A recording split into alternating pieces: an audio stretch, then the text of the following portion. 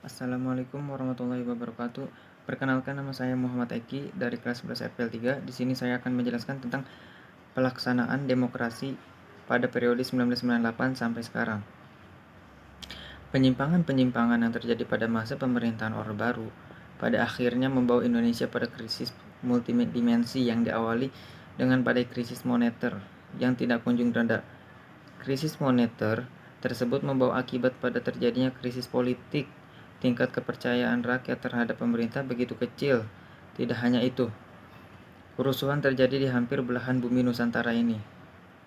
Akibatnya bisa ditebak. Akibatnya pemerintahan Orde Baru yang dipimpin oleh Presiden Soeharto terperosok ke dalam kondisi yang diliputi oleh berbagai tekanan. Berbagai tekanan politik baik dari luar maupun dari dalam. Dari dalam contohnya, gerakan massa yang dimotori oleh mahasiswa yang menuntut Presiden Soeharto mundur dari jabatannya sebagai presiden.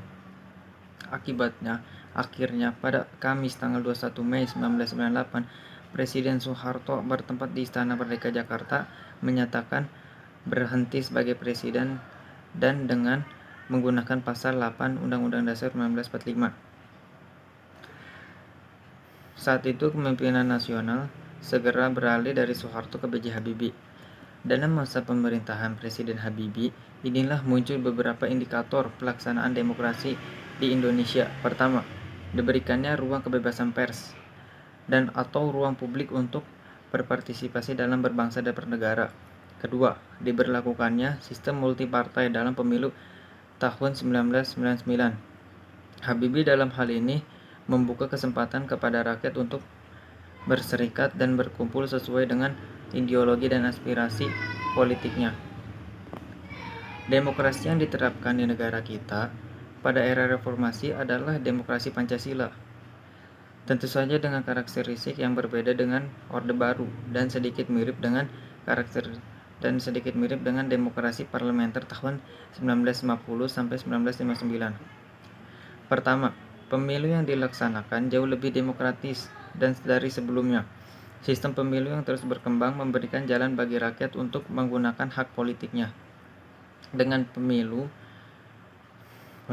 pemilu. Bahkan puncaknya pada tahun 2004, rakyat dapat langsung memilih wakil rakyat dan presiden atau wakil presiden dan wakilnya di lembaga legislatif. Tidak hanya itu, mulai tahun 2005, kepala daerah pun dipilih secara langsung oleh rakyat.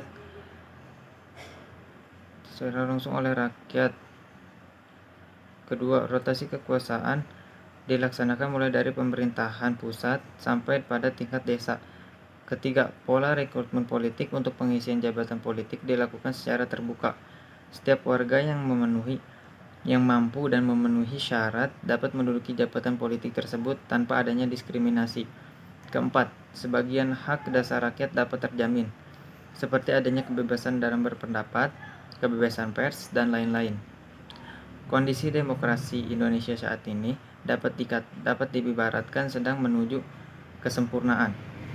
Akan tetapi jalan terjal untuk menuju itu tentu saja selalu menghadang. Tugas kita adalah mengawal demokrasi ini supaya teraplikasikan dalam seluruh aspek kehidupan.